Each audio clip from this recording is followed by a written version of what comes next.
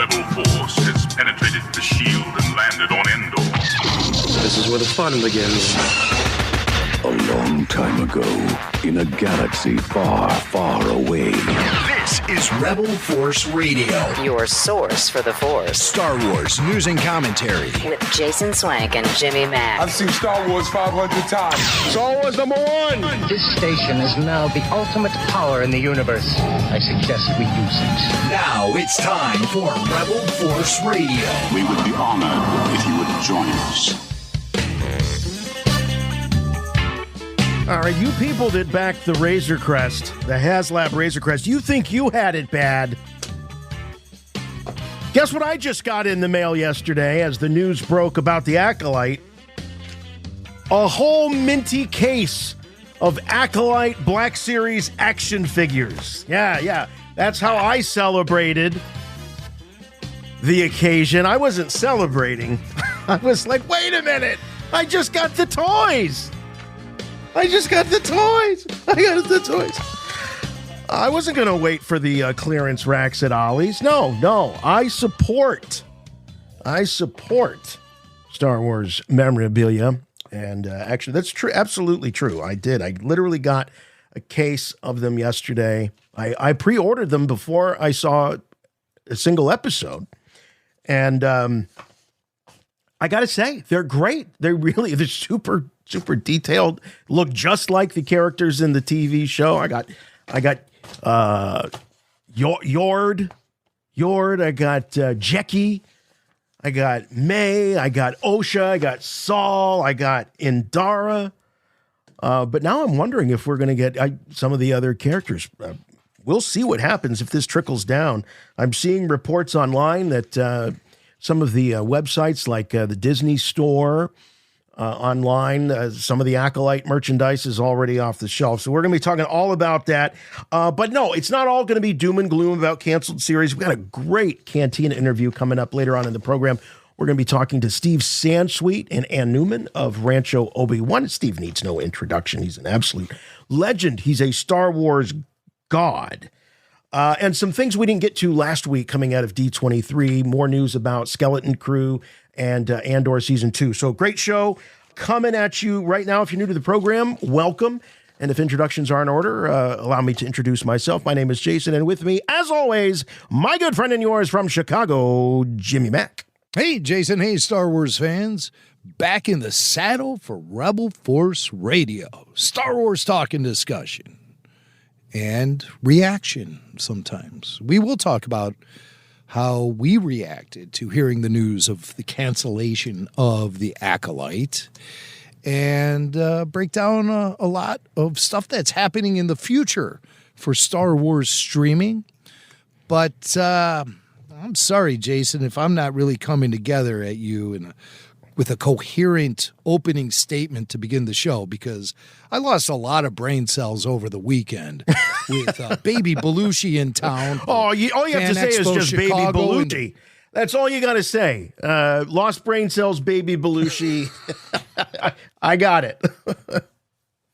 Well, we do know how to party, and we did party at FanExpo Chicago and at the Blues Brothers concert at the old Joliet prison in Joliet, Illinois, just outside Chicago. And what a scene it was. If you don't mind, I'd like to kind of fill you in on everything that went down over the weekend since we last talked. And I have, for those watching the video portion of our show via RFR All Access on Patreon, which is really the only way you can see full show video of Rebel Force Radio, patreon.com/Rebel Force Radio. We'll probably share this with everyone, though, because some of this stuff needs to be seen to be believed, I think. And we had cameras out for the whole weekend. So, Jason, if you wouldn't mind firing off our little slideshow video presentation here we have, and I'll walk everyone through it. Do not fret those in the audio podcast listening area. I will be very detailed and concise with my descriptions of the weekend so you can paint a mental picture in your head. But the way to do it is RFR All Access. So let's just begin We gathered at the WGN Chicago studios to pay a visit to Wendy Snyder, myself, Michael Mack, Baby Belushi, Dylan Mack, Tyler Page, Suds. That was our gang. Then we rolled over to the famous Billy Goat Tavern in Chicago. You know, the place made famous by Saturday Night Live. Chibaga, chibaga, chibaga. And look who jumped behind the grill here. Baby Belushi somehow is now behind the grill at the world-famous Billy Goat, flipping burgers. Awesome. We had a great time. Much was consumed. And then the next day we went to FanExpo Chicago in Rosemont, Illinois, and we met up with our listener and Patreon supporter John Williams. No, not that John Williams, a different John Williams, who bought his drinks right out of the gate. He saw us as soon as we walked in. We stopped by the Ghostbusters fan exhibit. Here's Dylan freaking out, being so close to Slimer. They had a mechanical Slimer there on display that was waving its arms around, and our pal Baby Belushi couldn't help but mime along with the automatronic Slimer. That's I think you mean animatronic. That's what I'm trying to say. Animatronic. Again, the brain cells. Slimer of the brain cells. Thank you. Then we visited the 501st booth where we did nasty things in the trash compactor display here. Both me and Baby Belushi. It's very childish, immature behavior from the both of us. And here I left Baby Belushi alone in the trash compactor display. Thankfully, he didn't completely knock down the walls. And look who came to visit. R2-D2. Just out of the blue, came to visit. That stopped everything. And we all had to gather around R2. Baby Belushi took off his Jake Blues hat, placed it on R2's dome, and the flash bulbs were popping for this photo op. Jake Blues, John Belushi with beer, and R2-D2. Wow, look at those icons. Jake right Blues. Incredible. We ran into some members of the 501st throughout the weekend. Here's a stormtrooper posing with Baby Belushi. And then cheers from the convention center as we all took a picture with beers in the Millennium Falcon photo op that the 501st group provided for all attendees. Then we went to the Murray brothers. Bill Murray and his brothers have a restaurant right by the convention center, the Caddy Shack Restaurant. Eat, drink, and be Murray. And it's a terrible place. I cannot recommend it. It's an awful restaurant. Really? You know, the only connection it has to Bill Murray and his brothers, there's some Bill Murray posters on the wall. The service was ridiculously horrible. And the bathrooms were like a 10-minute walk away from the actual restaurant itself. We made it to Joliet, to the old Joliet prison, for the Blues Brothers concert. Here's a picture of Wendy Snyder drinking some of the Blues Brothers lager that was only available that weekend. And Wendy, of course, had to take a picture with Baby Belushi, who's wearing his Jake Blues prison blues. So he was Jake at the end of the Blues Brothers movie. A lot of media gathered around Chris throughout the entire weekend. He appears, this is a documentary crew talking to him. He got to go into the prison for some fun photo ops. And, you know, just because he is really a carbon copy of John Belushi, they took him into the actual cell where they shot the opening scene of the Blues Brothers. Wow. And this is not part of the general tour or anything, but Chris certainly got some special treatment. Everyone wanted to take a photo with him. Here we have one of the nuns from the Blues Brothers movie taking it's a guy in a nun's habit. But he's taking a picture with Chris on the prison grounds. Lots of fans gathered around him. I really am impressed by the way that Chris Sorrentino worked this crowd of 5,000 gathered. Look at him with all the police there. Jeez. Yep. All the cops gathered around him too. And of course I had to take a picture with him. I mean, geez, everyone else is. So I had to get together with Chris over by the porta potties, I believe is where that photo was taken. And here we are. The Babu Freaks were all there. Brian Klein, Tyler Page, Barry Harmon, Billy Mack, and myself. The original Babu Babu freaks all gathered together in the prison courtyard for the concert. We got up right close and personal, front row, right in the rail, and Jim Belushi pointed out at Chris and said, "Hey, Baby Belushi!" while they were performing. You can see from this footage here that I shot that our vantage point was... Wow, look at that. Yeah, absolute VIP treatment. And Jim Belushi as Zeke Blues, or Z Blues, I think they call him, and Dan Aykroyd, of course, as Elwood. They were fantastic. We finished the weekend off at the famous Galloping Ghost arcade. Here's Dylan and Chris playing the real Ghostbusters video game. Both those guys are super fans, and it was just an incredible weekend. Also, I have to add, the Galloping Ghost, the world's largest video game arcade in Brookfield, Illinois, on Ogden Avenue, just added their 1,000th video game to the floor. 1,000, different games. There's no repeats on the entire floor. It's the world's largest arcade. They've recently expanded. They have the entire building now, and there's talk about a second floor and maybe even a third floor. So these guys are far from being done in their effort to preserve the history of coin arcade video games. And of course, Chris Sorrentino as Baby Belushi is doing all he can to preserve the legacy of John Belushi. I did meet Jim Belushi earlier this year. He was in town for a fundraiser for a blues bar me and my family were regular patrons of. The owner passed away, so we were raising funds for the family. And Jim made a surprise appearance and performed a couple of songs with an all-star Chicago band. And when he came off the stage, me and Michael talked to Jim for quite a while, actually. And I did mention, hey, I'm friends with Baby Belushi. I hope this doesn't ruin my credibility with you, but I am friends with... And right away, Jim knew who he was. And I took the opportunity to say, I do know him, Baby Belushi, pretty well. And what he does is he celebrates John's life with integrity, and he's very respectful of the legacy of John Belushi. And I think Jim, as his brother, really appreciated hearing that. So, Baby Belushi was out here partying with me and my family and the Babu Freaks for the first Blues Brothers show at Joliet. And this was the one they called the sequel.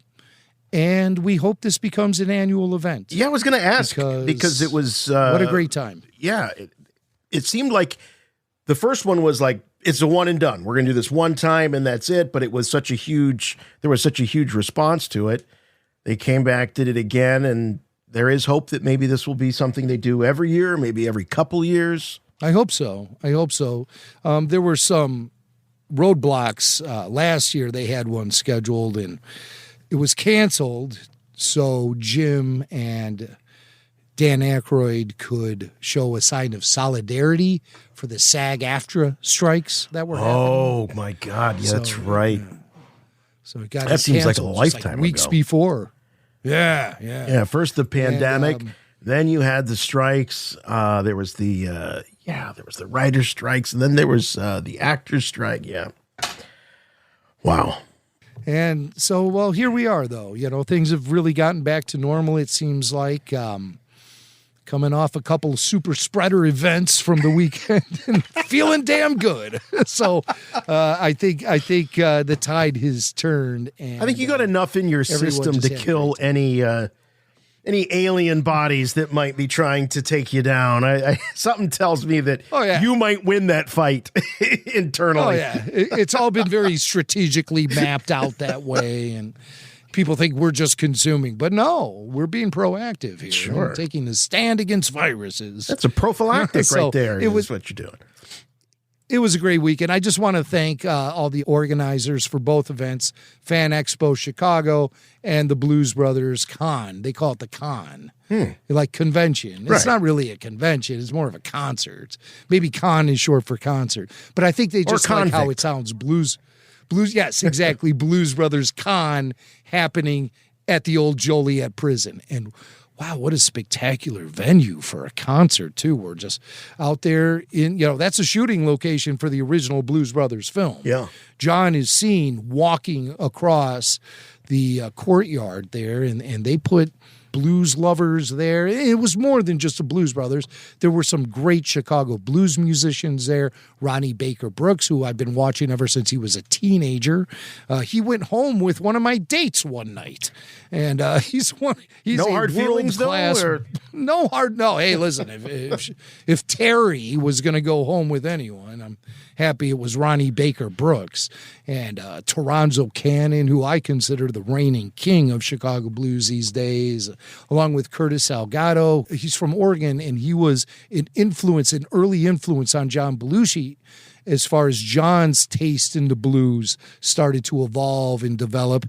He was out in Oregon shooting Animal House back in the 70s, and he ran into this guy at a bar, and Curtis Salgado, and Curtis schooled John on the blues, as well as Dan Aykroyd did, and all those great Stax musicians they worked with. The guys from Booker T and the MGs made up the Blues Brothers Band, along with a lot of other world-class musicians, some guys from the Saturday Night Live Band, all put together by Paul Schaefer to facilitate this tribute to blues music that Dan Aykroyd was cultivating. And it just really all came to a head this weekend. And also Jim Belushi's daughter is now performing, and she did Etta James At Last. Yeah. And every face in that courtyard melted when she sang. Oh, wow. Tyler Page, I thought, was going to jump on stage and propose right then and there. Oh, well, you should have just given him a little boost. Shove him up there. Yeah. You know the old man. You know Jim now. You know Jim Belushi. You've talked to him. I don't, but he was waving at her and stuff. I mean, it was really fun. It was a real family event. Wendy was there going crazy. The boys, my sons, just brought so much energy. And, of course, Chris Sorrentino was just attracting so many people and making it such an exciting, fun event. So you got the Babu Freaks there. It was a whole scene. Billy Mack. It was crazy. We went nuts. So we will hope to see you guys there next year, should it happen. Whether it be FanExpo or the Blues Brothers Con, RFR will be there. Well, there is some news that came out of FanExpo Chicago, which we'll be bringing to you in just a few moments. But until then, let's check in with some listeners. You must contact me. Play back the entire message. What message? Message after the message. The Emperor commands you to make contact with him. It's a trick. Send no reply.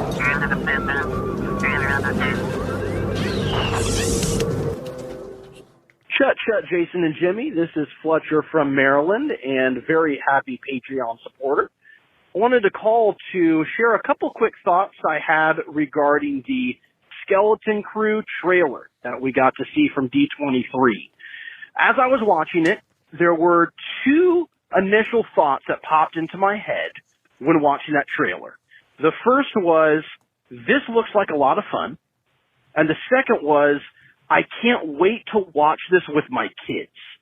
Those were two thoughts that I haven't really had in a long time with PR revolving around live action Star Wars.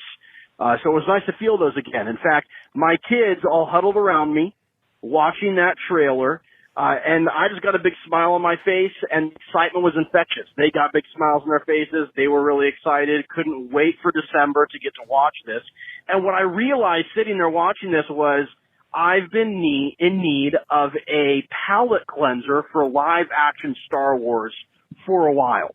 And for me, that looks like getting to just go on a really fun adventure and leaving me with a big smile on my face and big smiles on my kids' faces. I think Star Wars fandom as a whole is looking for a bit of a palate cleanser. And I don't think I'm misreading your guys' thoughts on some of the shows lately and thinking you all might be looking for a palate cleanser as well, too. So my question for you guys is, what would it look like for Skeleton Crew to be that palate cleanser for you going into this season? Can't wait to hear your thoughts. May the Force be with you. Well, thanks for that. Palate cleanser, right? That's it? I heard it many, many times. A palate cleanser. What would it take for the for Skeleton Crew to be a palate cleanser? I think just for me, bringing back a sense of adventure, optimism, and hope. That to me would be a palate cleanser, because I think that Star Wars, particularly in the live action category, has been mopey, from Acolyte, which was very dark, dreary, drab, depressing, to Ahsoka.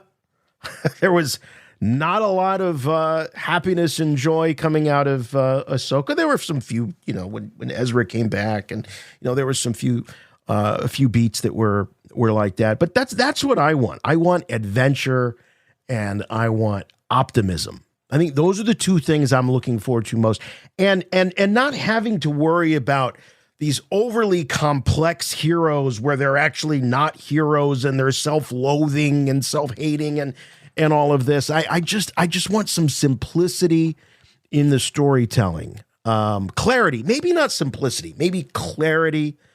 But yeah, I would say if I had to give it a word, I think optimism and adventure. Well, I think we'll get a more straightforward show, considering the protagonists of the show will be children. And who in your life is more straightforward with you than a child? They'll tell you everything they love about you and everything they hate about you in one sentence. So it's this kind of edge that I think will settle your fears, Jason, of the mysterious motivations. And I think the motivations are going to be crystal clear from the first episode all the way to the end. But I also think there's going to be conflict among the children too. I think when they come across the Jude Law character. Oh, and by the way, did I mention Jude Law is in this show? It's not a bunch of no names and nobodies. This is, a guy who's got a 30-plus year career of top-notch, A-list level material, Jude Law. And also the directors and the producers have paid their dues in more ways than one. They've overachieved when you think of John Watts and Christopher Ford and what they did with the Spider-Man trilogy they produced. I think most fans would agree that that's probably the best cinematic representation of the character of Spider-Man that's ever been captured. Yeah. Coming from that trilogy that starred Tom Holland. It just has everything going for it. Plus you have Favreau and Filoni also in the stable for this show. So you have world-class actor and a guy like Jude Law. You have straightforward characters and the protagonists, the kids. And you have world-class directors, the Daniels from Everything Everywhere All at Once, and directors who really have a track record. That was the most puzzling thing to us about The Acolyte, is how all these noobs were suddenly working on a $180 budget Star Wars production. Million. How does that happen? $180 million. Or did I say $1,000? What did I say? Yeah, just $180. Million. $180, which I think I've got that on me. I can buy $180, man. That's all it costs. Pressure's off. We're not even going to have real actors in this. But I mean, some might say that with the budget they were given, it came off as $180 looking.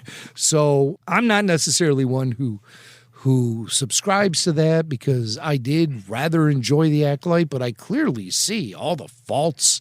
I clearly see the lack of experience that goes on. Oh, the lack of experience with the writers, with the imagery, couple of the directors. The writers. Yeah. The lightsaber duels kicked ass, but, they're lightsaber duels. Right. They're It takes more than sequences. that. It takes more than It that. takes more than that. It's exciting in the moment. Don't get me wrong. I'll be fist pumping with some of the action that happens in The Acolyte. There's a lot of cool things with The Acolyte.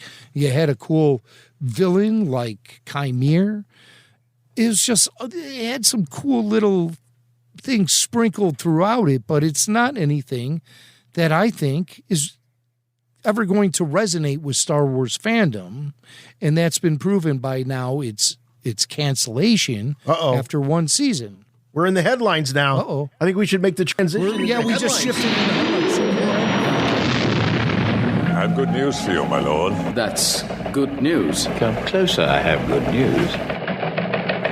I love it when it happens organically like that. Isn't that nice? It's kind of chilling. I love it. That's right, Acolyte. Soaking it up. We learned through an exclusive piece over at Deadline that Acolyte has indeed been canceled. There's no season 2. Now this article, and we all know that this has been a tool. These trades have been a tool of Lucasfilm PR, and not just Lucasfilm PR. A lot of the studios do it, but Lucasfilm Hollywood PR, but Lucasfilm. I don't know why it always leaves such a bad taste in my mouth when they do it, because they never talk themselves. They always just send their little surrogates out to plant and leak information to these trades. But so here's what it says. Exclusive, the story of the Acolyte will not continue, with Lucasfilm opting not to proceed with a second season of the Star Wars offshoot starring Amanda Stenberg. Sources tell Deadline. No names. No, not even a department or an area within the company where these sources are from, just sources. Jim, if this was a political story, not that they'll run plenty of political stories and just say sources, but it's always suspect when I see that. Someone familiar with the matter says they saw politician X doing this to Y. But when it comes to entertainment journalism, we see it all the time, and Lucasfilm aids and abets in it.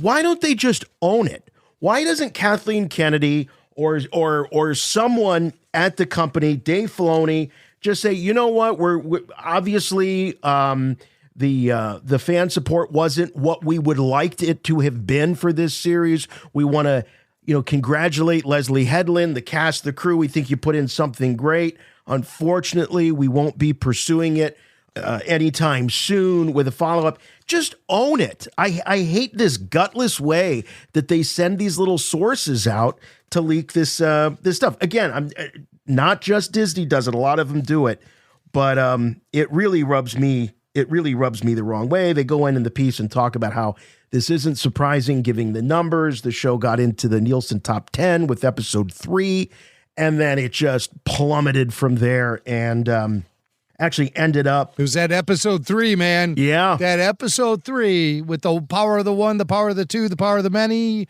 and the song and dance routine that accompanied it. It really felt like they took what should have been maybe a 10-minute flashback and stretched it out over 2 full episodes. And that first episode out of 8 was a real punch to the gut. Out of 8, 25% of the show was a flashback. It was a real punch to the gut for a lot of Star Wars fans, and the Acolyte just couldn't recover from it. No. And it never did. No, it didn't. Now, over at Forbes, they did a little bit longer expose on this. They put a little context, and they kind of went through. They sort of gave the Disney Plus Star Wars efforts a little bit of a report card. And so we leave it to you to decide what the final grade is here so far. Acolyte, canceled. Skeleton Crew, they're calling it a limited series. Andor was always meant to be a 2-season show and will end after season 2. Actually, Andor was meant to be a 5-season show. But it wasn't until Tony Gilroy and Diego Luna started to consider the huge chunk of their careers it would eat up. They condensed it down to 2 seasons. How long has it taken them to do 2 seasons? Exactly. So I'd like to see the end of this. Exactly. And Jim, given the fact that we know how Andor ends, to stretch that into 5 seasons would have been madness, I think. They wanted to do each year of Cassian's life to be represented via a single season, much like season 1 was. Mm-hmm. That was supposed to be, his first year emerging as a soon-to-be Rebel. Then they would go year 2, year 3, year 4, year 5. Now, instead of doing 4 more seasons, they've taken those 4 seasons, condensed them into 3 episodes apiece to populate season 2 of Andor, the 12-episode season 2 of Andor. And it'll probably end up being a much more effective story as a result. Yeah. Without downtime, without stretching it too thin, without padding it with fluff. It'll be straightforward and in your face. 3 episodes represent a year in Cassian's life leading up to the events of Rogue One. So Andor, 2 seasons and done. Obi-Wan Kenobi, that series, we know when the home video release came out, there was always a little bit of hope, thought that maybe we'd get another season out of this. Home video release comes out and they call it the complete series. I think that is pretty obvious what they're saying there. Book of Boba Fett, we'll be talking, hearing from Temuera Morrison himself here in just a little bit, but I think we can all assume that that's not happening. No season 2 there. The Lando series now going to be a movie and probably now going to be nothing, if I had to guess. We all know what happened with Rangers of the New Republic. We don't know exactly what's going to happen with Mandalorian post Grogu, the Grogu film, whether or not there will be a proper season 4. We don't know. I don't think so. I don't think anyone is thinking that way. I think they're looking at the Mandalorian and Grogu to be the foundation for an ongoing film franchise. There you go. It could be the next solid direction for Star Wars in the theaters moving forward. Because they got nothing. It's certainly the most viable. It's certainly the most viable. So what does that leave? That just leaves Ahsoka. And I haven't heard much since Dave Filoni tweeted a production sketch, a concept image for Ahsoka season 2, saying they had entered into pre-production. I'm just tossing out the possibility that Acolyte might not be the only casualty with this. Ahsoka could clearly have a future within the Mandoverse as a film series. She could be a supporting character in that. So the writer of this piece over at Forbes is basically saying this all amounts to Disney pulling up stakes when it comes to live action series. Their eyes are set on the silver screen, and that's where Star Wars is going, just like it was really a streaming series property for the last 5 years. That doesn't seem to be the direction that they're heading, and that might be the case for some time to come. We may not be getting these yearly Star Wars series. Well, there was an industry insider who told both you and me, Jason, this week, in the wake of the Acolyte cancellation being public, this individual said to us, don't be surprised if Ahsoka is next. Right. So we're not just pulling this out of the ether. There was, somebody who's definitely an industry veteran who mentioned that to us. Also, we heard from an LFL source this week that there was thoughts within the studio that the Acolyte was doomed before it was even released. Yeah. The writing was well on the wall and very visible to all. Doomed is the word we were told. Yeah. But then in the same sentence, in the same breath, we heard that Skeleton Crew is good from the same source. Right. So the source also said that inside Lucasfilm, they were not thrilled with Skeleton Crew. Thus the conundrum. Yeah. Thus the paradox. You have entered a dimension of sight and sound. It's just that, again, I have the optimism for Skeleton Crew based on the type of resumes a lot of the filmmakers who worked on that show are bringing to the table. Right. I think that's really necessary. I don't think Star Wars should be a training ground for a filmmaker, be it streaming, animation, or feature film. I think you should get the best of the best in those particular mediums. Wouldn't you also apply that, though, to comic books and novels? They should all be, if you're doing something with the Star Wars brand, you should be accomplished at whatever it is you do. Well, Star Wars novels are lost. I mean, that's a lost cause. They really have some real boneheads running. Have you finally given up? Because my whole life knowing Jimmy Mack, he was always trying to stay in touch with what was going on within Star Wars publishing, be it the comics or the I would come on the podcast and crap all over the novels, and he'd be like, well, this one wasn't so bad, and I was always very into it. Yeah. I mean, I would even say I lived for it. My wife was very accustomed to the sight of me holding a Star Wars novel at bedtime as we both were winding down the day. Neither of us are very keen on, sitting in bed watching TV. That's never been our thing.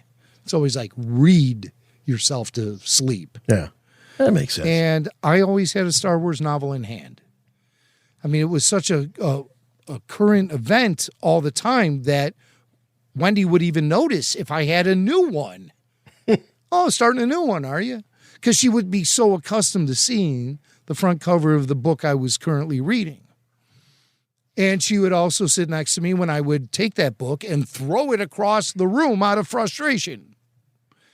But still, again, what I'm trying to illustrate here is the Star Wars novels have always been hit or miss. And George Lucas was very critical about Star Wars becoming a novel series, despite the fact that it filled his wallet with some fat cash. He always felt like the medium wasn't appropriate for Star Wars. Right. He felt like it delved too much into the mundane. And he was right. And it does from time to time, as does any novel, especially in the middle part. Star Wars is meant to be faster, more intense. And while George balked at the idea of Star Wars novels, still they were able to hire some really good talent and craft some great stories back in the day. And I really enjoyed them. And also because there was no other medium telling. It was all you had. When it was all you had, it was all you had. I remember when it fell apart for me, and I was limping my way through the Thrawn trilogy because I would come to limping. Yes, because I would come through passages of space battles and lightsaber battles and reading space battles. Yeah. Reading lightsaber battles, and he parried as he swung his, there's only so many ways an author can describe swinging a damn saber. It bugged me. I just couldn't get into it. I feel you, pal. Yeah. No, I feel you. I tried to get on board with the Darth Bane novels, and there was a lot of that stuff. The saber duels, the parry and the block and the strike and the parry and the block and the strike and the parry and the block and the strike and the parry and the block and the strike. It was just, I could feel my eyes starting to water and my face starting to become paralyzed, It just didn't work for me. And I think that's the core issue. It has nothing to do with the writers. It has nothing to do with the story they're telling. It's just the fact that Star Wars works better as a visual medium. Yes.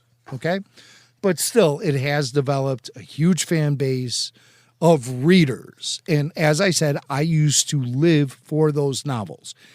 In the last 10 years, I've picked up every novel that's been released. And I finished one or two of them. Because they don't grab me. The story loses me. It's boring and mundane and rehashing stuff. And it just doesn't scratch the itch. Now, Star Wars comic books, a little different for me.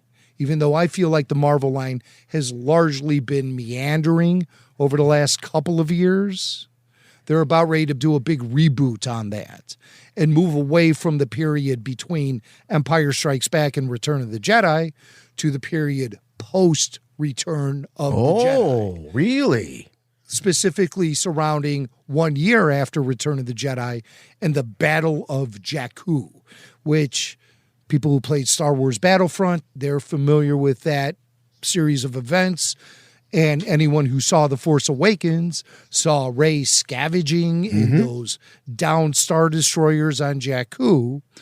Well, they're going to tell the story about the space battle that led to all of those starships ending up in the dunes of Jakku. So that might be a good time for people to jump in. If you're waiting for an opportunity to dive into that when that whole page turns. So there is some optimism there for me as far as the comic book line goes.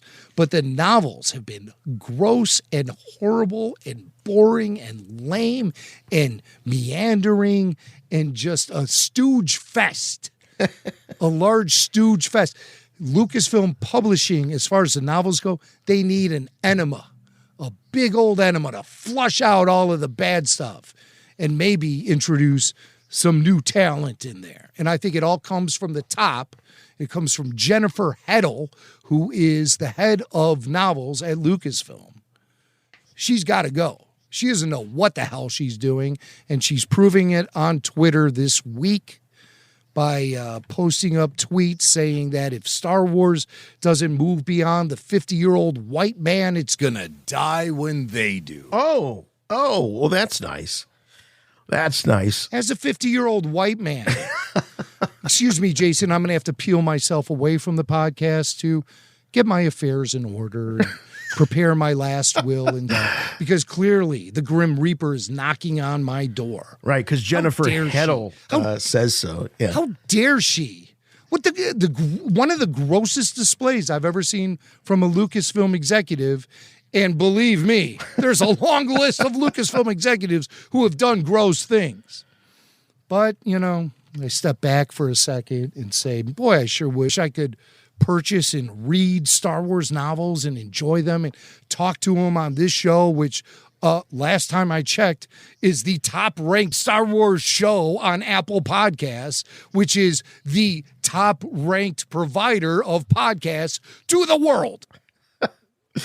Jennifer, but nobody cares about what I think. Nobody cares about what I care about. Jennifer Heddle, with that comment, does Jennifer may not know, but do you know that 86% of men 50 years and older are fathers and have children that they can influence and inspire and pass on what they have learned? So I don't see the connection between 50-year-old men, regardless of skin color, and the imminent death of Star Wars. This sounds to me like someone who doesn't understand the nature of perhaps having children and passing on things that you've learned and celebrating. I don't know, but it sounds to me like that's a foreign concept to Jennifer Heddle. And I am going to put this on the screen just so everybody knows. We're not making this up. This was actually a tweet from Jen Heddle. Since deleted tweet. Right. A since deleted tweet. But we have Go ahead, Jason, read it. We have it. It says, if Star Wars has to rely on the same group of 50-year-old white guys to consume all Star Wars content, then Star Wars dies when they do. This was in reaction to The Acolyte, a TV show with bad ratings getting canceled. Jim, how many shows, just seriously, before streaming, I remember getting all excited about a TV show would come on back in the 80s, 90s, early 2000s. I'd watch it religiously. And then it would never come back. I'd get the fall preview TV guide and furiously look at returning favorites, and it wouldn't be in there. And I'd be like, oh, no. And you know what your recourse was? To write a letter to the TV station, NBC, ABC, and say that this famously saved Star Trek a couple of times, the original series. TV shows have been getting canceled for as long as there have been TV shows. This is no different. The ratings weren't there, period. But I tell you what, those shows that I was upset about getting canceled, Enos. Remember Enos? How about My Name is Earl? I'm still mourning the cancellation of that one. Wait a minute. My Name is Earl. Jason Lee. But that lasted a few years, though. That wasn't a one season and doneer. No, that was like 4 years. Yeah, I think 4 years. It had this storyline that was unfolding, and it just and it just left you high and dry. Oh, yeah, that's a pain. Yeah. That's a pain. But yeah, so this stuff happens. But those shows, I tell you what, Hello, My Name is Earl didn't cost $180 million for 8 episodes. Well, I don't know. I mean, Jason Lee and his trips to the craft table were. I mean, he cleaned them out so many times. No, I'm making that up. He's actually a slim and trim 50-year-old white man. I'm not going to disparage him. Hey, I would love to know. The percentage of on the record bona fide Star Wars fans who happen to be, let's leave the white part out of it because the whole idea of it disgusts me. Just 50-year-old men. Okay. I would say that a huge percentage of Star Wars fans are in that demographic. And for someone who's involved with the brand and has all the motivation and incentive in the world to sell that brand to all fans, especially, as they call it in your industry, Jim, the P1s, which are the most loyal and dedicated, that's a radio term, to alienate them, to insult them, to conjure up the image of their death is just really beyond the pale. It really is beyond the pale. So she has pulled the tweet down. I'm a little insulted by that. Yeah. But, again, as I said, I used to live for those novels. Yeah. And there's been a serious decline in quality since Jennifer took over for Sue Shapiro and who was the other one? She was really great with fans. Gosh, I can't remember her name. She used to be with Lucasfilm Publishing. There was Sue Shapiro and there was one other. And she was great, man. I can't remember her name. Well, while you try to remember that. No, I'm not going to. I'm not going to. I'm going to let it go. Point being that the Star Wars brand should not be a place to make your bones. It's a place where I think seasoned professionals come who hopefully have been successful in other things, but they're fans or they're passionate or they're just, in like Tony Gilroy's case, just really great, skilled storytellers that have been hired to lend their talents to a mainstay like Star Wars. That's what we want. And if she knew that the Acolyte was going to be canceled and was going to bother her so much, she should have done what the cast and crew of the Clone Wars did when they started to see the writing on the wall after Disney took over. You know what they did? They reached out to me and told me what was up. So I started the hashtag Save the Clone Wars. I started it. Rebel Force Radio introduced that hashtag to fandom. And you know what? A few years later, it frickin' paid off big time. So if you want to start a grassroots effort, the best thing to do is don't insult your P1 audience of fandom. Don't do it that way. Get them on your side and build a grassroots effort to save the things you love. Otherwise, move over, Chuck Wendig. The person who hired you is going to join you on the unemployment line. And that's where I think Jennifer Heddle should be, because this is irresponsible, this is offensive, and it just eats me to the core to see this bad attitude once again that we know has been manifesting in Lucasfilm for years, because it's spilled out into the public, especially after The Last Jedi. Well, here it is again, rearing its ugly head.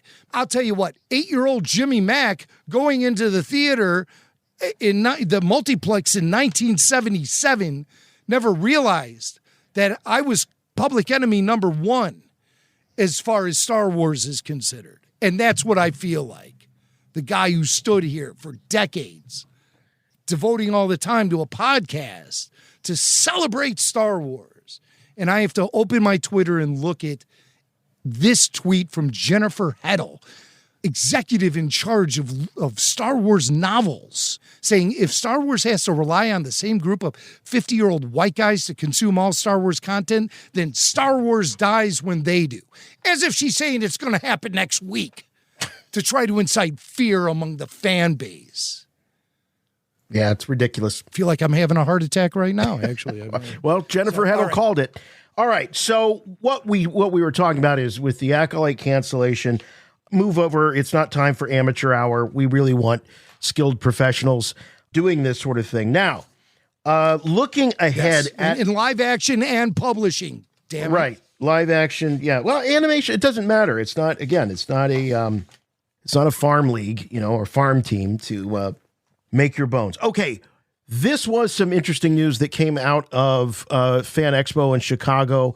I looked everywhere for audio. In fact, I watched this entire panel and did not hear the quotes because I believe they happened afterwards with a Q&A or some sort of interaction with Temuera Morrison, of course, Boba Fett from the prequel trilogy and the Mandalorian series. I do have to say, I had media credentials for this convention, and while we didn't attend panels, I feel like I would have been notified if there was a media Q&A going on with Temuera Morrison behind the scenes. I don't think it was a media Q&A. I think it was a Q&A with people at the panel. And the video that I saw, like the audience. Right. That's what I'm saying. But you didn't get that on the video you saw. The video that I saw did not contain that. No, it ended with Tem doing some song and dance thing, some Maori traditional. Yeah, that's usually when you turn the recording off, is when Tem starts dancing around on stage, sticking his tongue out, going crazy. Which is, honestly, I wouldn't. That's my favorite part of a Tem Morrison presentation, is when he starts doing the Maori haka. I love that. And he's done it right in front of me once. So we did get Logan. And Daniel started laughing his ass off. I didn't know what the hell was going on. I thought we were being invaded. But Tem did get the question about the future of his character and the future of Boba Fett. And so here's a couple of quotes we've got here. He says, this show's reception does seem to have impacted the future of the character in the franchise, referring to the Boba Fett series, the Book of Boba Fett, and the impact that it's had due to the reception of Boba Fett in the franchise. He went on to say that, he says, I understand they're going to do a Mando with Grogu movie next, and things have changed too. There was going to be a Mando 4, and I was going to turn up in that. But as of now, I'm still waiting for a phone call, to be quite honest. I think we're just put on the shelf for a little bit.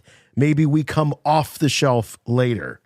So that was Tem at FanExpo Chicago this past weekend. And Jim, he's used this shelf analogy before, the character being put up on the shelf. And I remember when we were covering it once, he was surrounded by Boba Fett Funko Pops, and those Funko Pops were going up on shelves. So it was kind of ironic. But this was the first that I've heard confirmation from anybody that he was going to be in season 4 of Mandalorian. Yeah, I mean, that's the first we've actually heard about season 4 of Mandalorian. Outside of Jon Favreau saying that, it's written, it's done. We haven't really heard much about season 4 of Mandalorian, and we know that that's being now crafted into a film. But this revelation from Tem that he was supposed to be in season 4 indicates to me that they're not strictly going off of season 4 for this film. Right. They've crafted a new story, maybe taking elements of some of the direction season 4 was going in, but largely something being created specifically for a 2+ hour feature film event.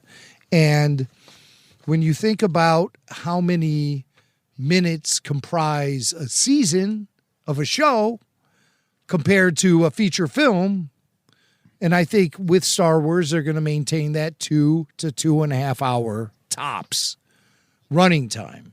Then things have to be dropped. And maybe Tem is just being put on the shelf, as he says, to save him for what will eventually be the Avengers-style gathering of all the key characters from the Favreau Mandoverse. That's the Filoni film. Rumored to be the Filoni film. Yes. Yes. And for me, as soon as the Mandalorian and Grogu movie was announced at the beginning of the year, all of those other film announcements sort of lost their... They became kind of flimsy to me. Yeah, certainly not as real. Definitely not as real. The Mangold film. The Mangold film. However, the Mangold film has incorporated one of Tony Gilroy's top guys from his Andor writing room as the writer of that film. So I think looking at the things James Mangold did, looking at what has been achieved dramatically via the Andor series, I think that there's a lot of potential for that Dawn of the Jedi movie that they were talking about having James Mangold direct. Now, the Rey film on the other side of the coin, that production seems to be like it's a hot mess. First, Damon Lindelof was writing it for a couple of years, then they canned him, and then they brought in Peaky Blinders writer Steve Knight. Blinders, like you have blinders, like you have blinders on. Yeah, that's what I said. Peaky Blinders. No, Stephen blinders. Wright. You keep saying binders. Oh, it is blinders. It is blinders. Oh, it is blinders. Jesus, what a stupid name for a show to begin with. Peaky Blinders. Get the hell out of here with it. I'm not even going to turn that on because it's just such a stupid name. Peaky Blinders? Get like I'm going to say to my wife, let's sit down and watch Peaky Blinders. She's going to look at me like I'm an asshole. All right. Let me dial it back a bit. But, okay, so they bring him in, and he's plowing away on a script. Then it gets stopped because of the writer's strike. Then we hear he's still plowing away on it. But every interview with Daisy Ridley, she still is saying, I haven't read a script yet. Her interviews really help you chart the progress of where this Rey film is going. It was supposed to be in front of cameras this year. They couldn't get it done, so they fast-tracked the Mando and Grogu because the groundwork was already there. The foundation was in place.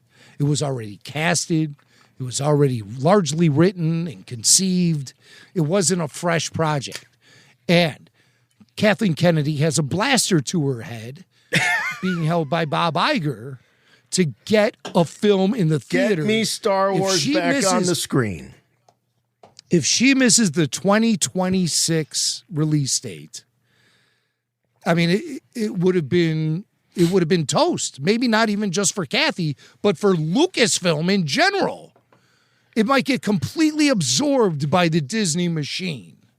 Do you think that's impossible? You think that can't happen? Well, I got news for you, pal. It costs Disney a fortune to keep Lucasfilm active up in San Francisco. And you know who? They're all housed in that Presidio complex. You know who Disney pays? You know who the landlord is? George Lucas. He's making a fortune still off of Star Wars as a landlord.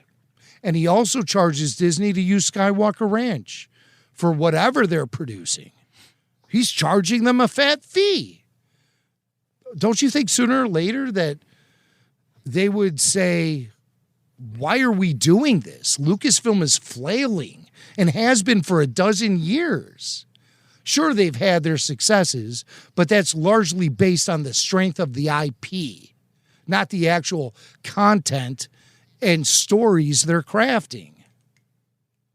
So don't you think Disney might, sooner or later, abolish Lucasfilm and move the whole operation to Southern California, where it could all be under one roof, ILM included? Well, if they keep shall see. getting the returns on $180 million investments like the Acolyte, yeah, I would think that they will. I'd think that they will. While still paying George Lucas rent. Right. Oh, the irony.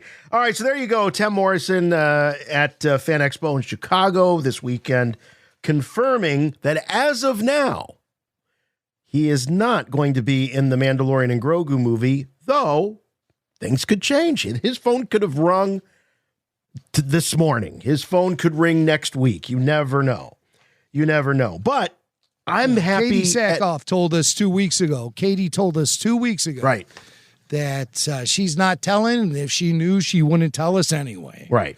And so you'd have to think Tem is under a similar kind of restriction, but Tem is just cooler with bold-faced lies. No, I don't think so. No, I'm not putting any stock in the fact. I think that Tem's phone hasn't rung, but I'm happy just knowing that he's still, the fact that he was going to be in Mando season 4 tells me he's still in the minds and of Jon Favreau and Dave Filoni as Boba Fett. And I love, I had my problems with Book of Boba as we all did, but I loved him as Boba in the Mandoverse, and him and Fennec teaming up with Din Djarin, and I love it. I love it. And keep in mind, we don't have Greef Karga anymore, and Greef was sort of that big brother / fatherly sort of figure for Mando, and I could definitely see Boba being a surrogate for a Greef Karga, who's also, Boba's also a magistrate. High magistrate. That's very interesting. Well, I think he was purposefully moved into that position of daimyo of Tatooine. Right, daimyo. To service a future Mandalorian story. Mm-hmm. I really think. Like putting the chess piece in play. Yeah. Yeah. Mm-hmm. Yeah. So while it might not have been the most effective story as it unfurled and was happening, because really when you look back at the Boba Fett series, I love the Sand People Tatooine stuff, but the daimyo stuff is, and I do, I love Fennec Shan. I love the going back to Jabba's palace. I love the flying the slave one into the mouth of the Sarlacc. I mean, just even thinking about that gives me goosebumps. I think that's so awesome. As a kid who used to run around in the early 80s with a slave one toy. Wait a minute. You sound like a 50-something old man with that kind of talk. Let me check my pulse. Let me check my pulse. Stop talking. No, heart's still beating. The heart is still beating. I'll be damned. How about that? I might have another week or two before I die and Star Wars dies with me. Oh, man. I'll give it to Jennifer Heddle. If she wants to say that when 50-year-old white men die, Star Wars dies with them, I will give her my personality. I will say, you can say when Jimmy Mack dies, Star Wars will die with him. Do you think we could fit Star Wars in the coffin with you? Some guys like to have their fishing rods with them. Some like to have their golf clubs. Jimmy Mack wants all of Star Wars in his coffin with him. I have a prediction that I'll lay on you right now. I will outlive Jennifer Heddle. Okay. I don't think we're going to a dark place. What you're laughing at. I'll be doing podcasts till I'm 95 years old.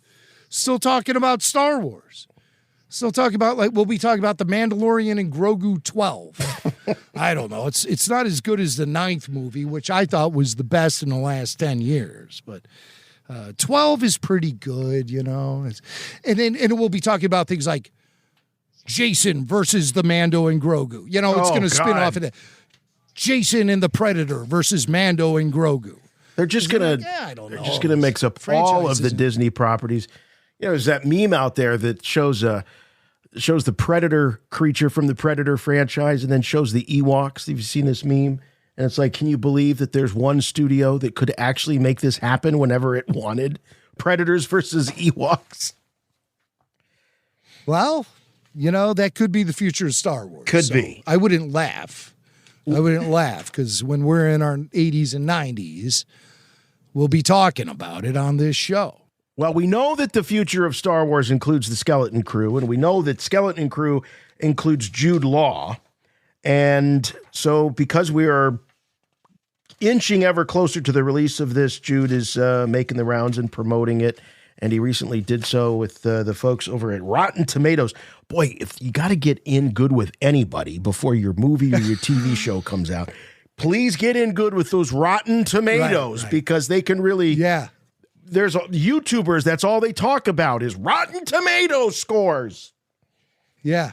That's why all of a sudden they're the top priority for Lucasfilm as far as who gets the exclusive interviews. Right. I mean, I was like, wait, Rotten Tomatoes has a YouTube channel? You know, I was so surprised when this came across my desk, but they sure do. And their correspondent, their lovely correspondent, sat down with Jude Law and asked Jude some questions about this upcoming Star Wars TV show, Skeleton Crew. And specifically, she asked Jude to, in his own words, of course, describe the show. Hey, Jude. It's set in the universe of Star Wars. It has some familiar species and characters. Certainly, there are mentions of familiar sides, but it's seen through the eyes of 4 kids, kids who are lost. And you know what I love about it is it reminded me of how I felt seeing that world as a 10-year-old, 11-year-old, 12-year-old when the first 3 came out, and how that changed my life. So it connects to that awe, that excitement that you feel. And I hope people feel that too. Yeah, this idea of seeing it through the eyes of children in Star Wars, that is a very, when people talk about, set it in this time frame or do this, it'll create a real fresh approach. I'm not saying that it's going to be good because I don't know, but certainly telling a Star Wars story through the eyes of kids is definitely a fresh approach and makes sense if you want to sort of rekindle some of those feelings that we had when we were seeing this galaxy for the very first time as kids. Makes sense. Yeah, maybe. I just hope that the quality of acting we get from the kids is solid. Sure. And I don't see any reason why it shouldn't be. I mean, we've seen shows like the Stranger Things, obviously, being able to put kid protagonists in the forefront and create something that resonates with an audience. And then, of course, the main influence of this show, is a lot of people have said, is an Amblin film like Goonies, which Goonies resonated very heavily with a certain audience, a certain generation. And I believe to tap into that, which I don't think we really see too. I mean, I brought up Stranger Things. Yeah. Okay. But outside of Stranger Things, I mean, when do we ever see the kid? I'm thinking back to Robert Rodriguez's Spy Kids movies, and those were kind of fun. And then if you want to go, turn the clock way back, look at a film like Stand By Me. But think about a lot of the John Hughes films. Now, they were teenagers, but John Hughes also did those were Home Alone. There have been movies through the years that have told its story through the eyes of kids. E.T. is another one, through the eyes of kids. Great one, yeah. Great example. It was definitely more of a thing in the 80s. The Spy Kids was definitely kind of an extension of sort of those 80s kids adventure movies. A movie like Explorers, that's one that sometimes gets forgotten. What year is that from? Explorers is probably 84, 80, 85, 86, somewhere in there. We keep going back to the 80s for these examples, though, but I'm looking for a more contemporary. Oh, a more contemporary. Oh, okay, I'm sorry. Thing, yeah. Yeah. Stranger Things. I think that's one of the reasons why Stranger Things was such a hit, because it sort of recaptured this thing we hadn't seen in a while. No, you're absolutely right, Jim. It's sort of a dormant way of telling stories through the eyes of kids that aren't teenagers. Yeah. Go back to the genesis of Star Wars. What was George Lucas trying to achieve when he created Star Wars? He was looking at the Hollywood landscape of the mid-70s, populated with gloomy topics like Taxi Driver or disaster flicks like Earthquake, Airport. That's all that was out there. There wasn't good stuff for kids. The stuff that was being, because I know this because I was there.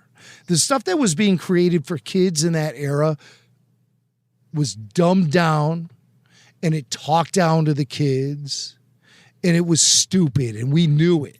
And that's why when George hit with Star Wars, what was he trying to do? Recreate the excitement of the serials that he used to go to the theater and see when he was a kid.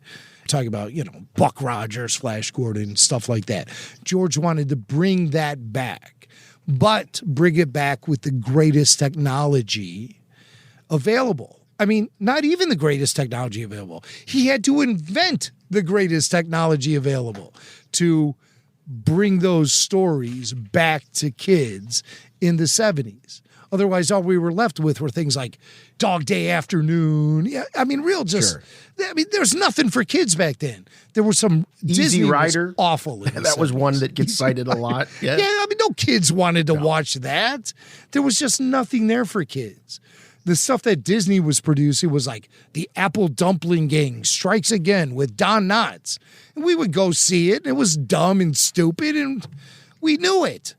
Kids of my era were watching things like the Three Stooges to get entertainment. Yes, and that stuff was 40 years old. Yes, and it wasn't talking down to them. I remember seeing Goonies. I was in the theater as an 8-9-year-old, and what the thing about Goonies for me was that it sounded like me and my friends, and us jumping on our bikes and riding through the neighborhood and imagining creating adventures. Right. All right. And so sometimes slipping into legit ones.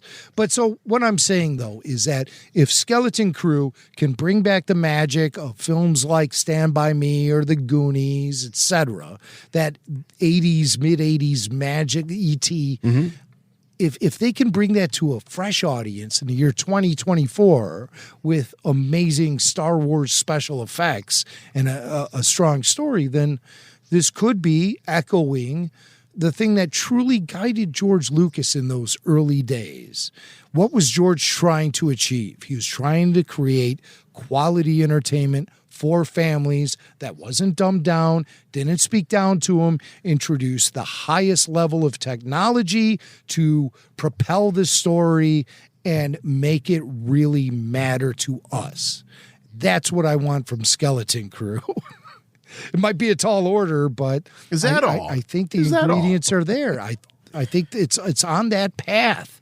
If it truly is a situation where they can avoid having all the wrong voices at the table or too many cooks in the kitchen, however you want to look at it. If it's really a thing that Favreau and Filoni and John Watts and Christopher Ford have developed, could be something very special.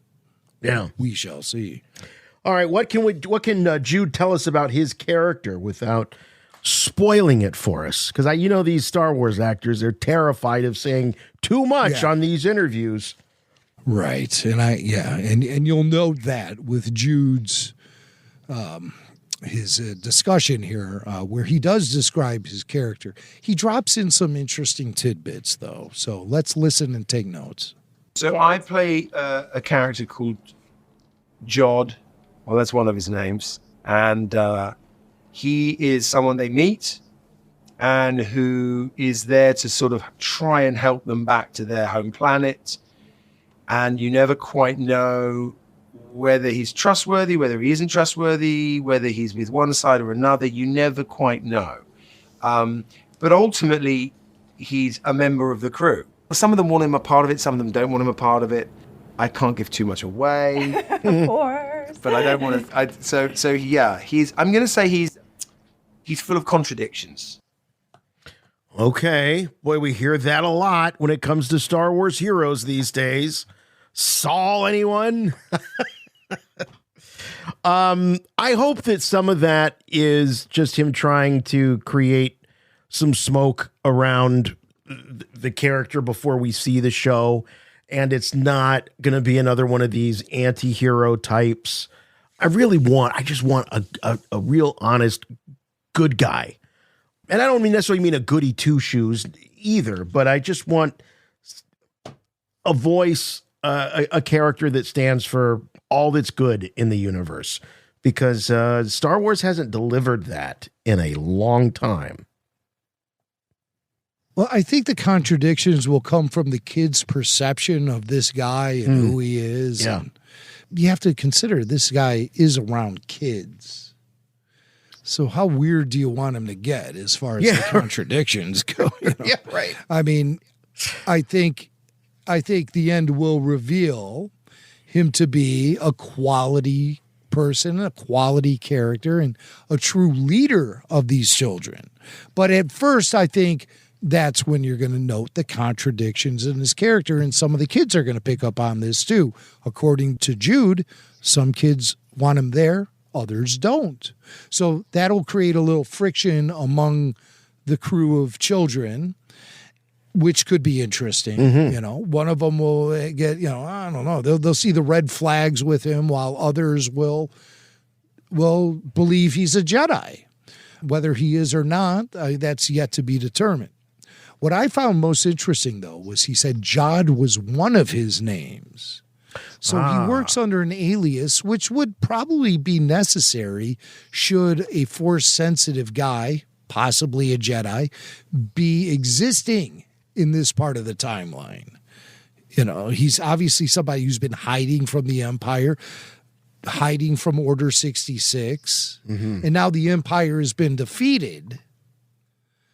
But we know they still exist. Yeah, and also, the Mandalorian. I'm interested in finding out, maybe through this show, of how the fall of the Empire, how do the Force sensitives out there, or even the Jedi still in hiding, how do they react to that news? Do they continue to hide? Is there still galactic-wide distrust with Force users, Force sensitives? Because I don't think that, the day after the Empire falls, after the Battle of Endor, that the HoloNet news talks about Luke Skywalker, this new Jedi Knight coming onto the scene. I don't see it unfolding that way.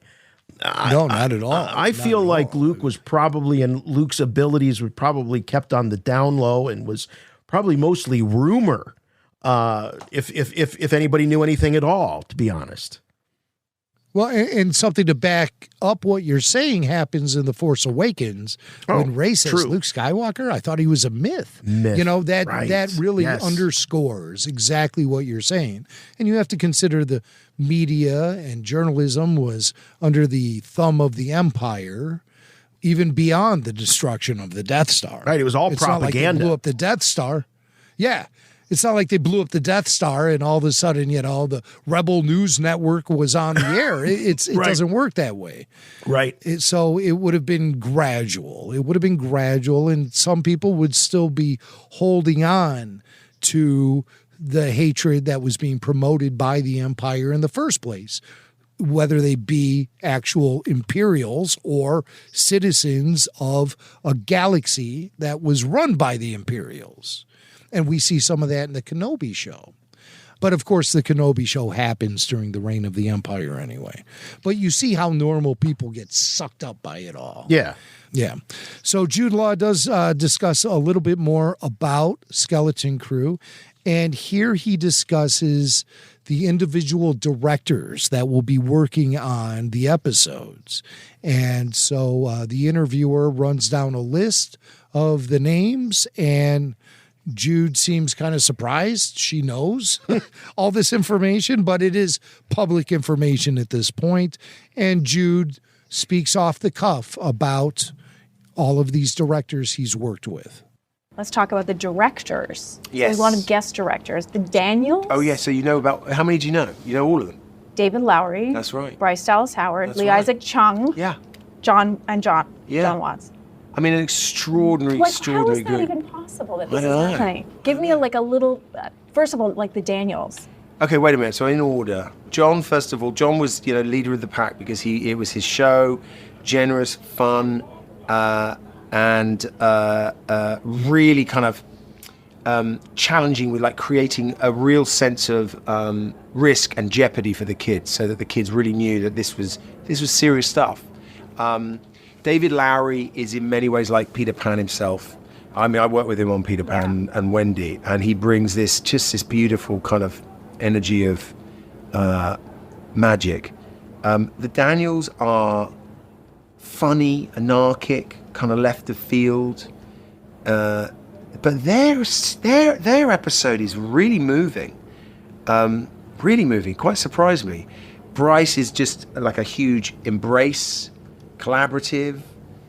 Lee Isaac, he surprised me the most, actually. I think he had me laughing the most, which I wasn't necessarily expecting. Jake Shire, I think actually he's possibly one of the best episodes. Really brilliant. Wow. He's just made the Thunderbolts.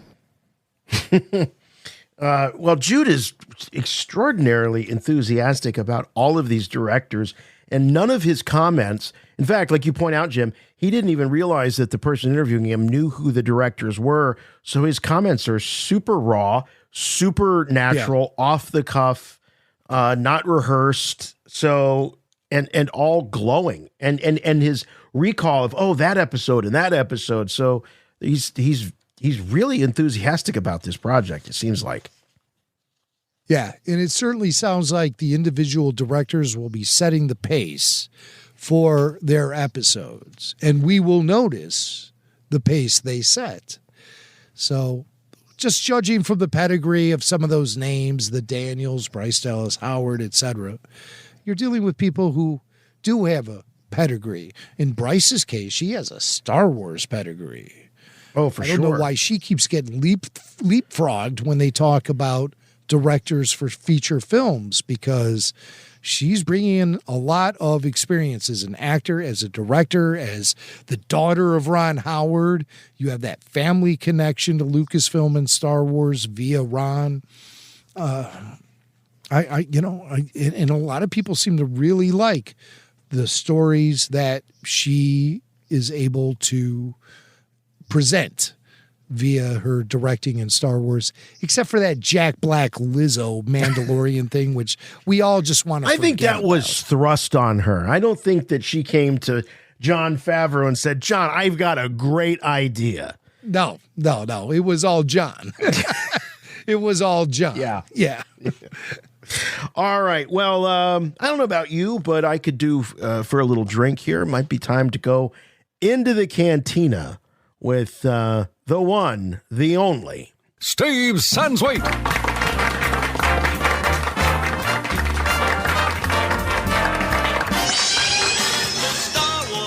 Star Wars Cantina. Where are you going, Master? For a drink. Sorry about the mess. You will never find a more wretched hive of scum and villainy. We must be cautious.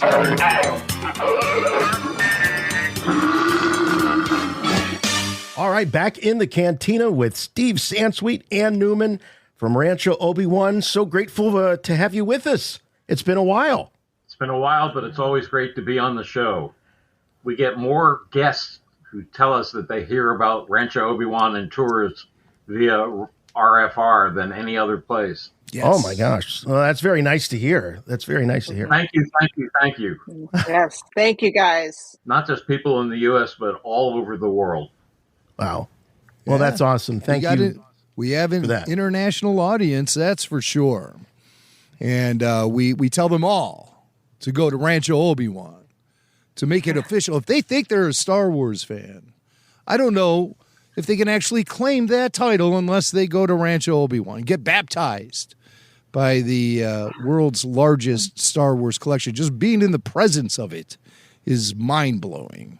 And before we start talking about why we brought you guys on this week, Steve, I just am wondering if there are any new additions to the museum that particularly stand out and you want to tell us about.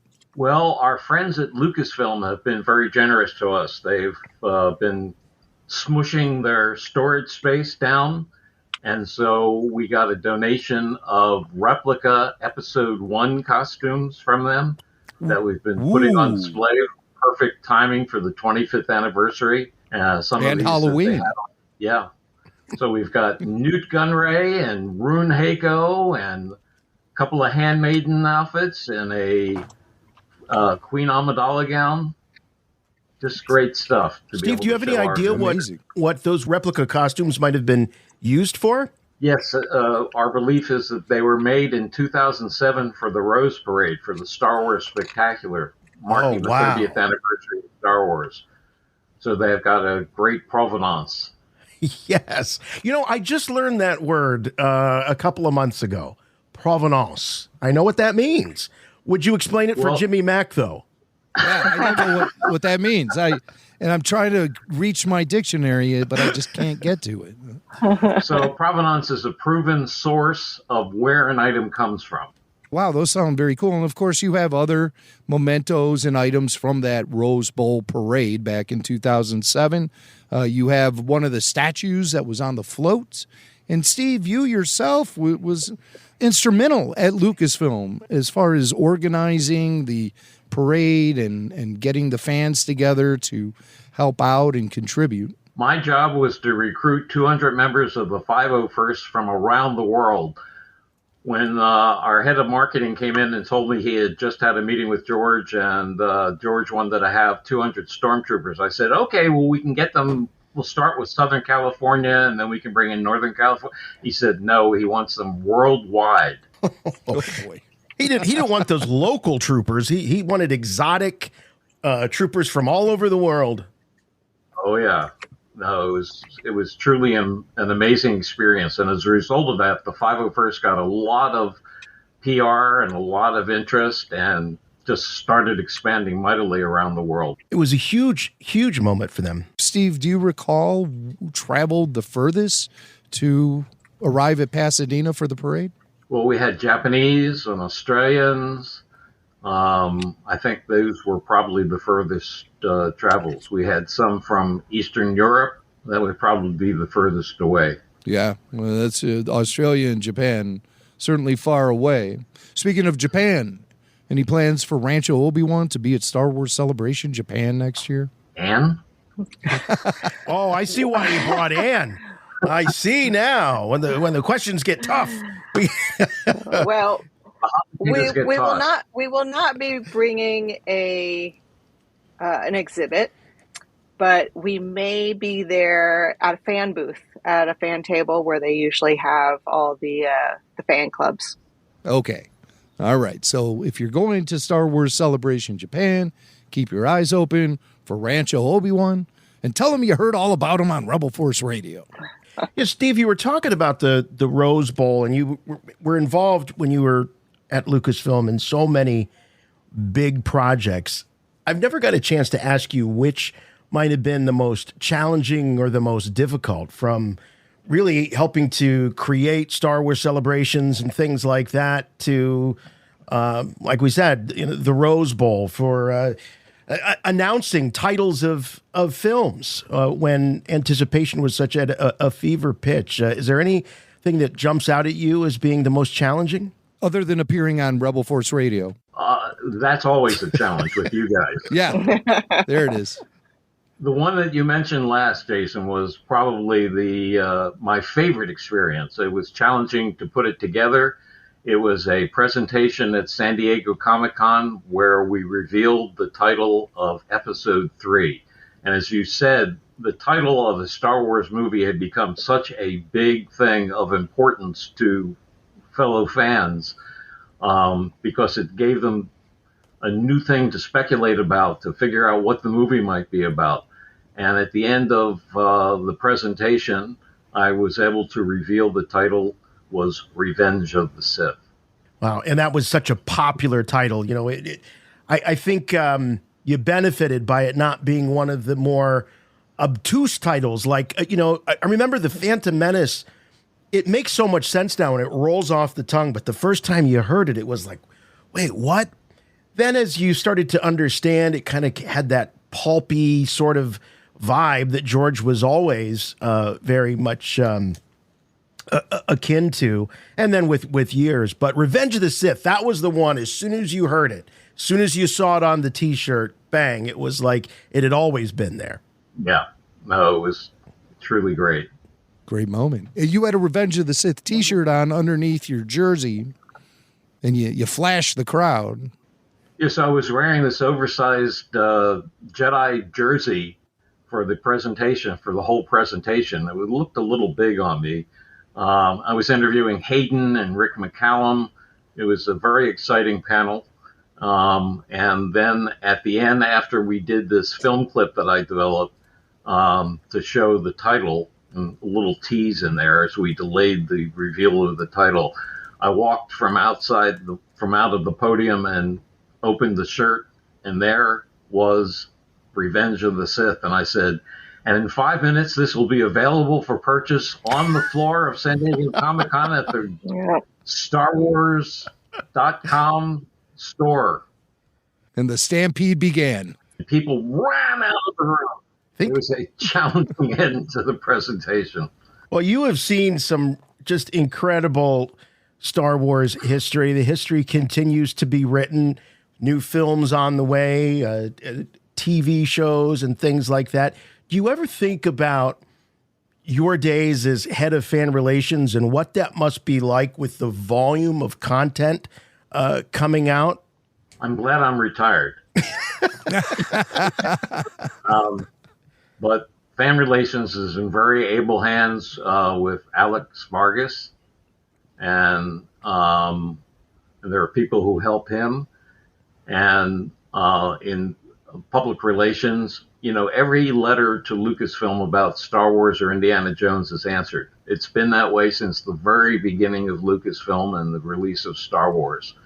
Lucasfilm is very fan relations conscious and wants to respond to people even if it can't give an answer to the specific question that's asked.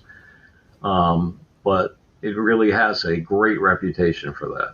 Well, I've been writing them for years asking a very simple question, and they never respond. My question, where's Kitster?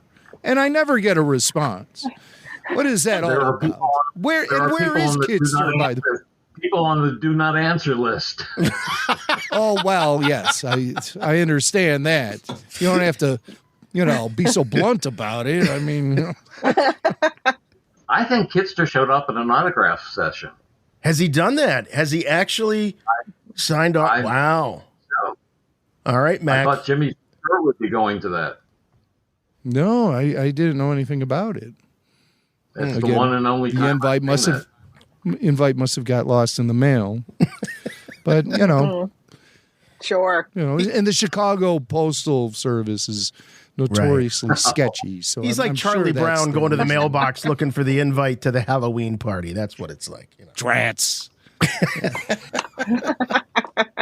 Well, you're both invited to something very special that we're doing on October 5th, Saturday, October 5th. Oh, do tell. Seattle, That's Washington. Right. It's our first Rancho Obi-Wan fundraiser since 2018. We haven't had one live. We haven't had a live fundraiser in 18, 19, 20, 21. 6 years. Wow, that's amazing. Good thing you didn't run out of fingers. Yeah, thank God it wasn't longer. I was at that one in 2016, and that's probably what killed the whole thing. Was you probably heard a lot from people, if he's here, I'm never coming back to one of these. So naturally, the whole thing was derailed. No, we know it was things like the pandemic. It was a rough time for everyone, and a lot of things got put on the back burner. And we are looking forward to this incredible event, the fundraiser for Rancho Obi-Wan, Saturday, October 5th, from 6 to 10 p.m. at the Museum of Pop Culture in Seattle, Washington. Why Seattle? Why did you guys choose that location? There are a couple of reasons. Well, and first of all, two of our board members live in Seattle, Gus Lopez and Lisa Stevens. And part of the weekend event is that Friday beforehand, we have these add-on tours. So you can take a tour of both Gus's and Lisa's collections and have a wine tasting with Skywalker Ranch wine. So that's one of the reasons to have it in Seattle. At Mopop, if you've never been there, it's such a fun place. They have Star Wars items on display as well, so people can view those pieces.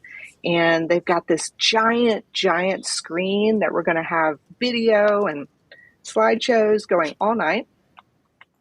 And mostly it's because at Rancho Obi-Wan, we've been able to have about 125 people come visit us. But at Mopop, we can have a lot more. And we really just wanted to have a much bigger party. And it just seemed like the right place. And we're really excited about it. And Steve will be doing a presentation and a Q&A. Mm-hmm. It really sounds like it's going to be an amazing night. Plus, there's going to be an auction. Steve? Am I invited? I think you're pretty critical to the whole event. I don't think they're going to be, they might be there to see Anne. I tell you what, I mean, Anne's stock has been rising as the, certainly as the co-face of Rancho Obi-Wan. This is true. This is very true. Yes, you will be there. You will be the guest of honor, sir. Everyone's going to be wanting to see you. The person of Mark Daniel, who has been the warm-up guy for a lot of celebrations in the main stage. And Mark is also a longtime Disney employee in the Orlando parks. And Mark is a huge Star Wars fan, too. Fellow nerd. Mark will be there and hosting. We have some special guests coming that we'll be revealing in a little while. And we'll have some special announcements. So there's a lot to do in the 4 hours that we have allotted. Food will be served. Anne says heavy past appetizers. And I asked her what that means. It means goodies on plates that people will bring around to you. Oh, I thought it was stuff like snails, where I usually go, pass. No.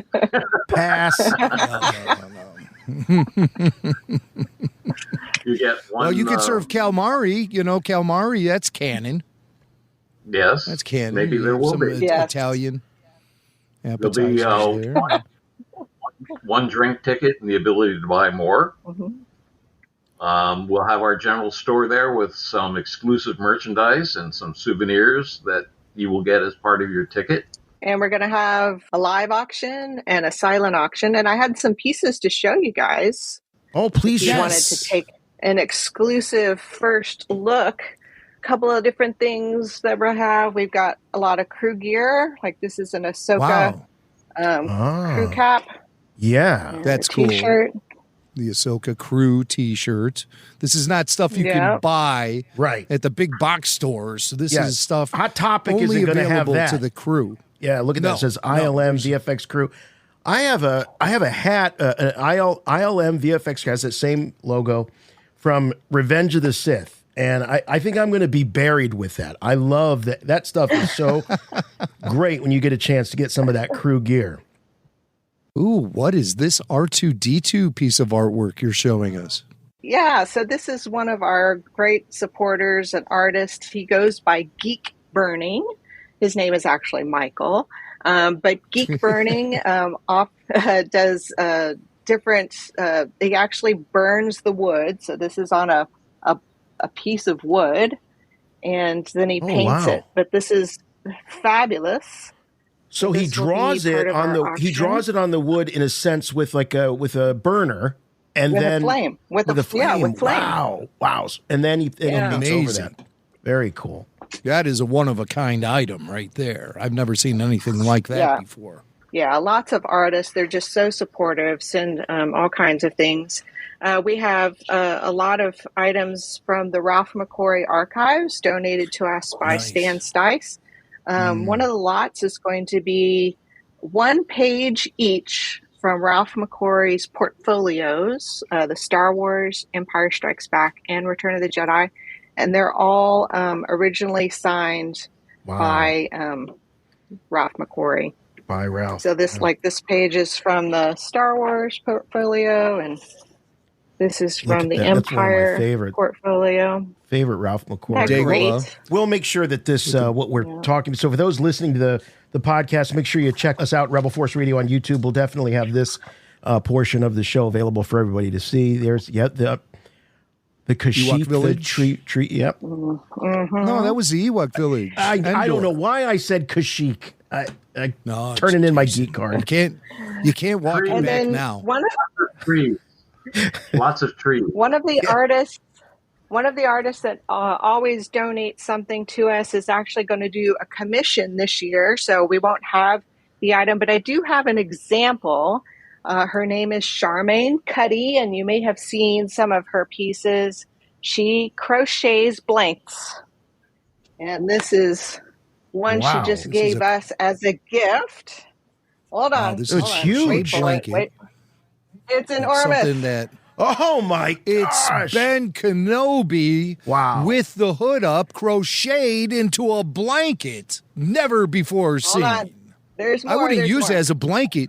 I would hang that on the wall. That's such an amazing and piece the of Rancho Obi-Wan logo. Look at that. Wow. With the Rancho Obi-Wan logo underneath it. That's fantastic, Anne. That's what a great piece. This piece will not be for auction. This was a gift to Steve for his birthday this year. That one is not leaving the museum. No. Wow. It's huge. It's huge. So it looks heavy. Beautiful. Yeah. It's wonderful. And then I'm not going to pick this one up, but Steve, tell us about this guy, the Chewbacca. From episode 3 as a gift that was sent out to vendors and VIPs who worked on the movie. Wow, that's a very exclusive piece of Star Wars memorabilia right there. It looks like it's about maybe a foot tall or just underneath. Statue of Chewbacca. It's a foot, and it has this cool glass dome over it. Oh, and has the tape measure, and it's well over a foot. 17 inches. 17 inches. And any Star Wars collector or fan would love to have this in their collection. It's an amazing piece. Yes, it's actually. I think I've seen it before on display at the museum. It's not the same one, though, is it? No, it is not the same one. Okay. Very maquette-like. It's a different I one. couldn't see the museum letting this go. Jason, point the camera to the poster behind me. Oh, there you go. Okay. Steve, all right. Tell us about the poster. This is one of the earliest licensed pieces of art from Melanie Taylor Kent, who had great popularity in the 70s and 80s and early 90s. And this is from the early 90s period. And it was one of the first licensed poster pieces. And these were originally, some of them were sold in frames for thousands of dollars. And so this is one that has not been framed. Somebody can frame it themselves. But it's a really neat piece with lots of great images. Boy, I know I have seen her work before because it's a very recognizable art style. And if I may, given how what this dates back to, it almost has a Disney animation style to it. It almost foreshadows the relationship between Lucasfilm and Disney. Well, that's very savvy on your part because she was licensed by Disney and she's done lots of Disney pieces. Aha. All right. Yeah, that's a beautiful piece, an absolutely beautiful piece. And it could be in your collection if you attend the fundraiser for Rancho Obi-Wan Saturday, October 5th at the Museum of Pop Culture in Seattle, Washington. And, I mean, the amazing gathering of Star Wars fans that's going to happen on that day will blow your mind. Steve Sansweet will anchor a presentation on all the exciting future plans for Rancho Obi-Wan. And, I mean, it's blue skies ahead. And Rancho Obi-Wan will be continuing its mission to inspire Star Wars fans with the Guinness Book of World Records' largest Star Wars collection. And you'll find out what's going on in the future for Rancho Obi-Wan if you attend this event. Also, galleries will be open throughout the museum, offering attendees the experience to look up close and personal at some amazing pop culture memorabilia, Star Wars props and costumes included. Tickets are available now, correct, guys? Correct. Absolutely. Okay. Online at ranchoobi-wan.org. RanchoObi-Wan.org is the place you want to go. If you're a supporting member of Rancho Obi-Wan, you get a $50 discount off tickets to the fundraiser, which is amazing. And everything is tax deductible. We should say this event is for those ages 21 and over. So keep the kiddies at home because there's going to be one free alcoholic beverage for mom and dad available should they attend this event. Plus a cash bar, heavy appetizers, a grazing bar. I just had a mental image of the goats that were set loose on the Rancho Obi-Wan grounds to mow the lawn, essentially. Yeah. I picture Star Wars fans grazing at the bar there, and there's going to be a dessert bar. It's just going to be an amazing, amazing event. Cool items available for auction, and you don't want to miss it. So go to ranchoobi-wan.org and get your tickets now for the fundraiser for Rancho Obi-Wan, happening October 5th at the Museum of Pop Culture in Seattle, Washington. Amazing. You do that so well, Jimmy. He's been doing it for 30-some years, wouldn't you think? When it comes to talking about Rancho Obi-Wan, the words just flow off my tongue. Just trip off. And obviously, I miss Rancho Obi-Wan too. I can't get there often enough, and that's why I always recommend Star Wars fans make that trip to Petaluma, California. Book a tour, do it in advance. You want to do it before you actually book your flight. Book the tour first. Yeah. And I make sure there's availability. About 4 to 6, 7, 8 weeks in advance would behoove you to do. Yeah, behoove. And behoove yourself and visit Rancho Obi-Wan. So, Jason, you were going to say something? Yeah, I just wanted Anne to maybe tell, and Steve, to tell some of our listeners, if you can't make it out there, or if you can't make it to the event, there's a lot of ways to support Rancho Obi-Wan as people are doing estate planning, as people are maybe even working with their employers for matching funds and things like that. So, Anne, what are some ways that anybody can support Rancho Obi-Wan? Just like you mentioned, there's all kinds of opportunities to work with your employer. A lot of people do matching, and we're signed up on all the platforms, Cyber Grants, Blackbaud. You can donate to us on Facebook. Every time you use PayPal, there's always a little option there that says, would you like to donate $1 to your favorite charity? And you can choose Rancho Obi-Wan. So we're set up on PayPal Giving Fund. Mm-hmm. And if you don't have the funds right now, no problem. Tell your friends, sign up on our Instagram, sign up on our Facebook, just share the word. All that helps us as well. Brand new, we can now accept stocks. So if you wanted to donate your stocks to us. That's awesome. Yes, so we're all set up for that. Yeah, that's fantastic. That's fantastic. Yeah, and whenever there's talk in the economy about downturns and things like that, we always have to remember our nonprofits. It's really important because it's not just commercial companies and stuff that are experiencing problems. Our nonprofits experience those same. In fact, even more so. So please remember your favorite nonprofits, and ours is certainly Rancho Obi-Wan. Oh yeah. Thank you. Yeah. So did Jimmy Mack warn you what is about to happen here in the cantina on Rebel Force Radio? He didn't. Nope. Jim. I never do. I never do. Now it's time to spill the beans. Are you going to tell him? That's my cue. That's your That's cue. my cue. I guess I'm the bean spiller of Rebel Force Radio.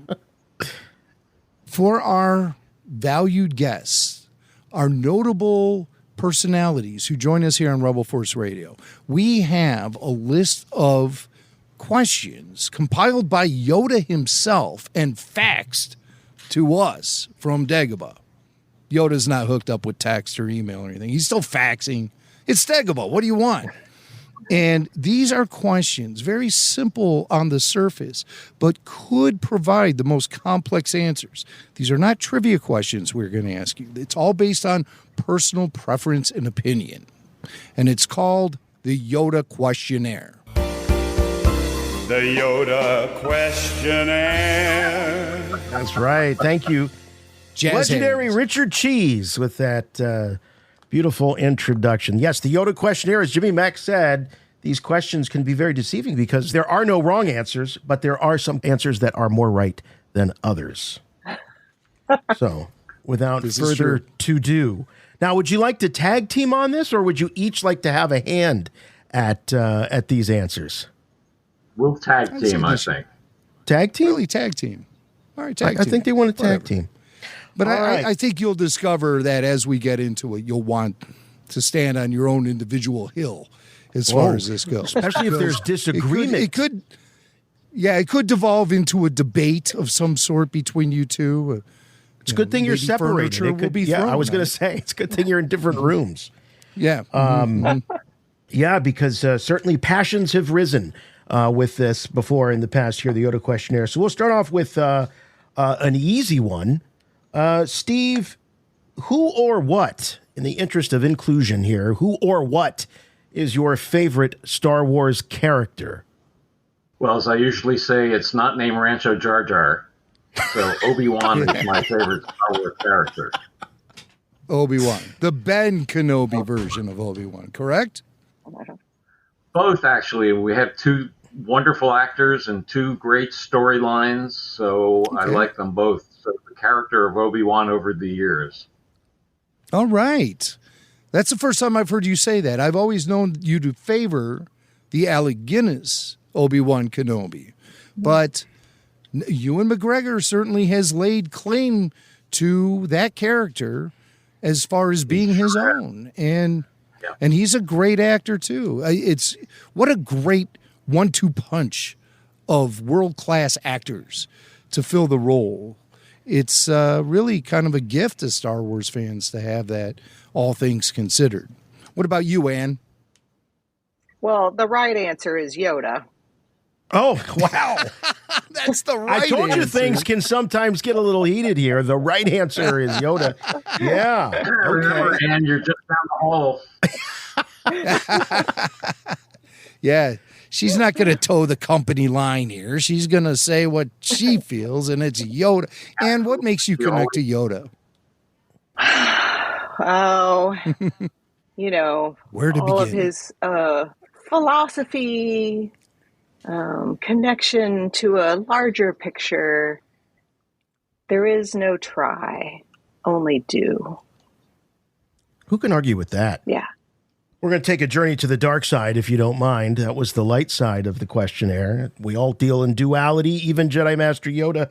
So back to Steve. Who or what is your least favorite Star Wars character? Least favorite. Least favorite Star Wars character. I mean, we know you wouldn't turn away a collectible from the museum based on this character. We know you love them all, but I think Steve and I would agree that all characters have some good things about them, and that value. Yeah. Okay. So I really don't have a least favorite character, so I'm not going to be able to answer that question. All right. Well, you know what? If it was anybody else, I agree.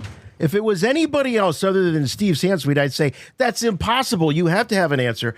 But given what you do, Steve, and your life's mission is creating this this museum that celebrates all characters, creatures, beasts of burden, all of that. I think we're going to have judges. Yeah. The judges all agree. You know, the greatest human ambassador for Star Wars cannot choose a least favorite character. There's something, against the grain as far as the whole thing is concerned. It's a flawed mission we're on here, Swank. It's flawed. All right. Now here's a question I don't think that Steve or Anne has ever been asked. There's a lot of different jobs, professions that we see within the Star Wars universe. If you were to live in the galaxy far, far away, and you had to choose a profession, what would be the profession in Star Wars that you would, this is in universe, mind you, most like to have? I think I'd like to be a droid technician. A droid technician. I am fascinated by what the R2-D2 builders do in the real world, and it would be fun to be able to do that in the Star Wars world. Well, and Steve, you've had a lifelong passion for, I think as you called them in your day, robots, right? Robots. Otherwise known as robots. Ah, okay. Swank's got an Ohio accent there. Excuse him. Robots. Sometimes when you talk to, I remember we had an actor who did the voice of a lot of great Hanna-Barbera cartoons, and we were talking about droids one time, and he called them robots on the show, and I just it always just stuck with me. Okay, so droid technician. Anne, what about you? What job would you like to have in the Star Wars universe? Jocasta News job. Oh, of course, the Jedi archivist. Mm-hmm. Makes perfect sense. Wow, that's really actually. Yeah, she didn't end well, but yeah, I'll take her job. Well, we don't really know, do we? Do we know the fate of Jocasta Nu? Well, it depends on which level of canon you're looking into. I mean, we assume she was wiped out when Anakin led the clone troopers into the Jedi Temple. She was among one of the many casualties. I like to think she escaped. Well, the Star Wars comic books tell a different story. The Marvel comics, they tell a story about Jocasta. And she actually has a face-off with Darth Vader years after the Empire throw books at him? Jocasta has this blaster that you slip a lightsaber into, and it shoots lightsaber blaster bolts at people. So I thought that was pretty clever. Who knew? She's full of surprises, that Jocasta Nu. Yeah, that was from the Darth Vader comic book line by Charles Soule. And there you go. But we mostly keep it to the films around here when we consider the histories of these characters and everything. We usually stick with the films, and if you just watch the movies, it sure looks like Jocasta got smoked during Order 66. Yeah. Now, Anne, you've never pulled a Jocasta Nu and wiped something out of the old Rancho Obi-Wan memory banks, have you? Or had to say to Steve, hey, if it's not in the archives, it doesn't exist. Well, there was that one time Steve went on vacation, and I secretly got a dumpster. No, now you stop that. Wait a minute. Mr. Sansweet to have a... Steve's taking the glasses off. Look on his face. I remind you Mr. again, Sansweet. down the hall. Right down the hall. Sorry, a Steve. Dumpster. What you talking about, Willis? You are Jocasta Nu of Rancho Obi-Wan. Dang. All right. My favorite day, man, when we can get a dumpster. No, that will never, ever happen. A dumpster meaning... Only for garbage. Only for garbage. Okay. Since you're thinking about professions, and the profession you'd most want to have, how about the profession in the Star Wars universe that you would least like to have? What would be the last job in a galaxy far, far away you would ever want to try? The trash compactor technician. Yes. That's 2 in a row. Yeah. Isn't that what Katie Sackhoff said a couple of weeks ago? Yeah, I think Isn't she that what did, she said? actually. Yeah, you and Bo-Katan, Somebody said it Steve. recently. Somebody recently said that. I think it was Katie. I'm not 100% sure. But, yeah, nobody wants to clean up that trash compactor, especially with a Dianoga swimming around in it. That's a real occupational risk, you know. What about you, Ann? What's the name of that droid in Return of the Jedi who tortures other droids in Jabba's palace? Well, you could be talking about 8D8 or EV99. They both kind of... 8D8 is the actual one. Definitely EV99, yeah. You wouldn't like to have that job. I would not want to torture droids, no. There could be some fulfillment you get out of it, especially considering battle droids led the attack for the Separatists against the Republic during the Clone Wars. And if those scars are still fresh, maybe torturing a droid or two would be sort of a cathartic thing. I don't know. The clankers. They could always be reprogrammed like K2SO. Yeah, true. That's where I come in as the droid technician. Oh, that's where yeah, Steve puts the good back into them. There's still good in them, Steve. Perfect. That's a perfect 1-2 punch you guys got going here. No surprise. All right. Last question here on the Yoda questionnaire. Now, Steve, you have some experience with this, actually having cameo in a Star Wars film. But let's say that there was another Star Wars movie to be made. George Lucas comes back as director, and he wants Steve Sansweet in that movie. What would you like to hear George say to you after he says, cut on your last scene? Steve, that was pretty good, but I'd like you to do it faster and more intense. There it is. All right. There's a guy who's written a lot of books about the history of Star Wars right there. He knows exactly what George would actually say. Faster, more intense. And how about you? You can't beat that line. Sorry. Yeah, that's it for you too? Yep. Yep. Faster, more intense. Well, really, really appreciate whenever you guys drop by and lay all the good news on us, what's going on at Rancho Obi-Wan. So please make sure that you check it out, ranchoobi-wan.org. That's the website. That's your source for all things and everything. Rancho Obi-Wan. You can find the link to get your tickets to the big event in October, as well as all the different ways that you can donate and support Rancho. That's all there. And both of you, thanks so much. And as always, thank you for what you do for Star Wars fans all over the galaxy. We really appreciate it, and look forward to hopefully seeing you this fall. You guys are just the best supporters. Yeah. I can't thank you enough. Rarely does a month pass that at least a couple of people don't say, I first found out about you on RFR. Well, that's awesome. Well, I mean, that's fueled by genuine friendship, I think, and that's the most important thing. And of course, we love you guys and totally believe in what you're doing out there in Petaluma. I mean, cheers. Thanks. Cheers. Indeed. I even have I got the Rancho Obi-Wan mug for cheers. Wait a minute. Am I the only lush here? Yeah, that's pretty sad when it's a hard seltzer too. Fizzy drink. Yeah, I do have mystery beverage in my glass. So yeah, there's mystery beverage in that. Oh, okay. So I can't confirm or deny what's in there, but let's just say I hope this show doesn't get pulled over. Chewie,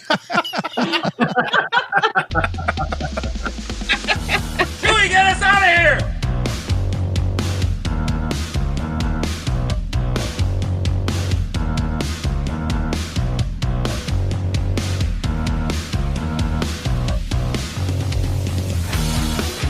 You know, we're still trying to get to that pop culture. Don't worry, it's coming. If we have to do a special Rebel Force Radio Star Wars and pop culture standalone, we'll do it. We'll get to it. Don't worry. I actually saw it on the Facebook group saying, "Oh, Star Wars and pop culture, come on." No, I've seen it everywhere, actually. But you know what? We've been really blessed with a lot of really great guests on the show as of recent. Of course, Steve Sansweet and Anne Neumann, no exception to that. And there's been news. We're just minding our own business, and all of a sudden, we get a text, or a story pops up. And away we are with news. But it's an exciting time to be a Star Wars fan, that's for sure. And it doesn't sound like it's going to be slowing down. Even if it does, even if the pace slows down on Disney Plus, we've got a refocus, I think, with Star Wars on the big screen. So we'll be here. We'll be your front row seat for all of that here on Rebel Force Radio. Once again, thanks to Steve Sansweet and Anne Neumann for joining us in the cantina. Don't forget to check out ranchoobi-wan.org. All of the details for the big event in October, the fundraiser for Rancho Obi-Wan. That's Saturday, October 5th from 6 to 10 at the Museum of Pop Culture in Seattle, Washington. So if you're in that area, you definitely don't want to miss that. And if you've been to the Museum of Pop Culture before, shoot us an email, show@rebelforceradio.com. I'd love to know more about it and what your experience was, and we can share that with Rebel Force Radio listeners as we continue to promote this great event that supports a great organization in Rancho Obi-Wan. But if you want to help us out here at Rebel Force Radio, the best way you can do that is to keep listening.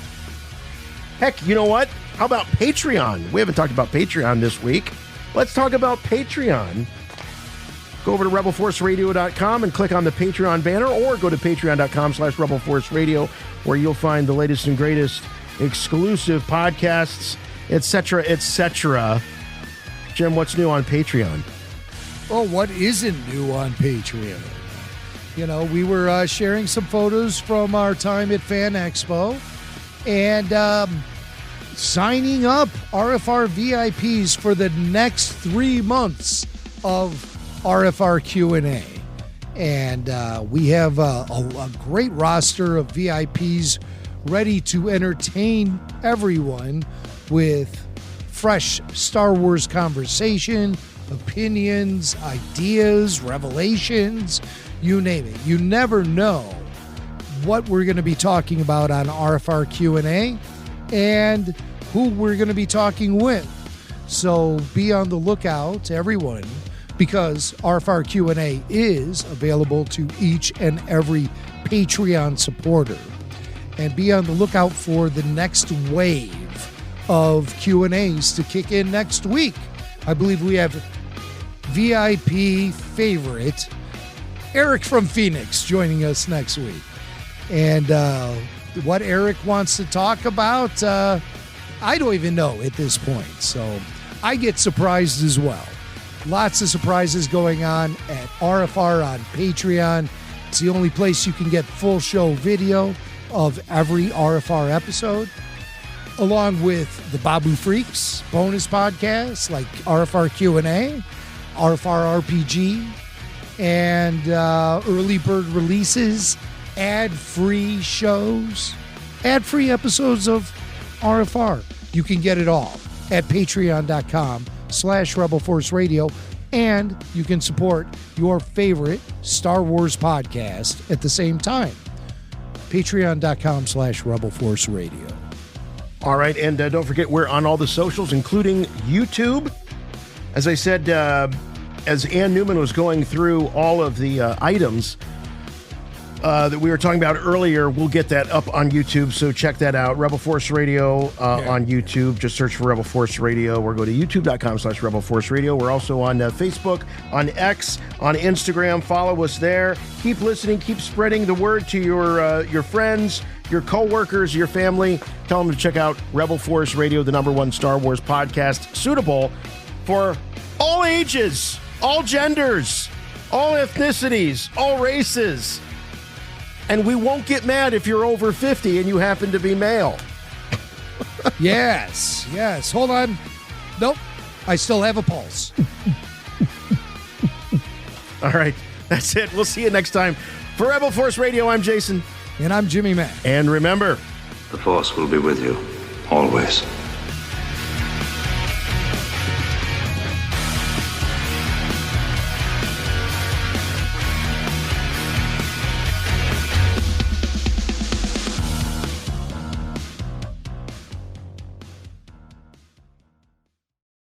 faster and more intense.